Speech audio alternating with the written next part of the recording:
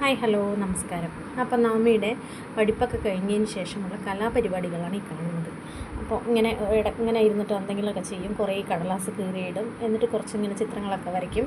അതിൽ പശ തേച്ചിട്ട് പിന്നെ ആ പശൻ്റെ മുകളിൽ മറ്റേ ഈ മെഴുക് പെൻസിലുണ്ടല്ലോ അതൊന്ന് ഇങ്ങനെ ചുരണ്ടി എടുത്തിട്ട് അതിലേക്ക് ഇങ്ങനെ പൊടി പോലെ വിതറി കൊടുക്കും. നല്ല രസമുണ്ട് കാണാൻ. അപ്പോൾ അങ്ങനെയൊക്കെ എന്തൊക്കെയൊക്കെയോ ചെയ്തുകൊണ്ടിരിക്കുകയാണ്. അപ്പോൾ ഞാൻ വിചാരിച്ചു കുറച്ച് നേരം നോക്കിയിട്ട് എന്താ ചെയ്യണമെന്നൊക്കെ നോക്കിയിട്ട്. അപ്പോൾ സ്വന്തം പേരൊക്കെ എഴുതിയിട്ട് എന്തൊക്കെയൊക്കെയോ ചെയ്തുകൊണ്ടിരിക്കുകയാണ്. അപ്പോൾ ഇതൊക്കെ പറയുമ്പോൾ ഞാൻ പറഞ്ഞു ഞാൻ എണീച്ചു പോകും, എനിക്ക് കറി ഉണ്ടാക്കണം എന്ന്.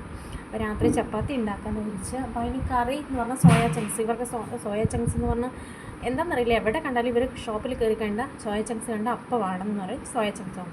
അപ്പോൾ ഈ അടുത്ത് ചെറിയ കടല പോലത്തെ സോയാ ചങ്ക്സാണ് എനിക്ക് കിട്ടിയത്.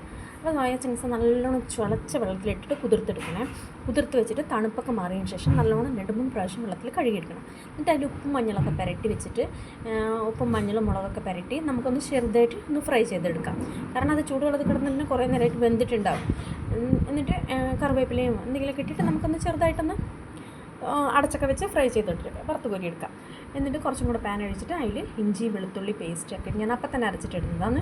പേസ്റ്റും കറിവേപ്പിലയൊക്കെ ഇട്ട് നല്ലോണം ഒന്ന് വഴറ്റി കൊടുത്തിട്ട് അതിലേക്ക് ഉള്ളി, അതുപോലെ മഞ്ഞൾപ്പൊടിയും മുളക് പൊടിയും മസാലപ്പൊടിയൊക്കെ ഇട്ട് കൊടുത്ത്, മുളക് പൊടി വേണമെന്നുണ്ടെങ്കിൽ ഇട്ടാൽ മതി കേട്ടോ. ഞാനിതിൽ ഇതൊക്കെ ഇടുന്ന കുരുമുളക് പൊടി ഇടുന്നതുകൊണ്ട് ഇട്ടിട്ടില്ല.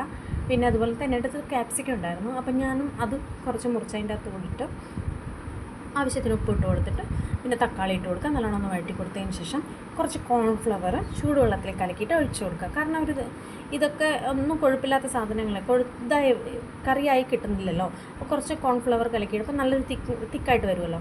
അതുകൊണ്ട് അത് ഇട്ട് കൊടുത്തു. പിന്നെ കുറച്ച് സോയാ സോസ് ഒഴിച്ച് കൊടുത്ത് കുരുമുളക് പൊടി ഇട്ട് കൊടുത്തു. അപ്പോൾ നല്ല കറി നല്ല തിക്കായിട്ട് നല്ല കാണാൻ നല്ലതുണ്ടായിരുന്നു. പിന്നെ നമ്മൾ ഫ്രൈ ചെയ്ത് വെച്ചത് അതിലേക്ക് ഇട്ട് കൊടുത്താൽ മാത്രം മതി. വേറെ വിശേഷമൊന്നുമില്ല. അത്രയും.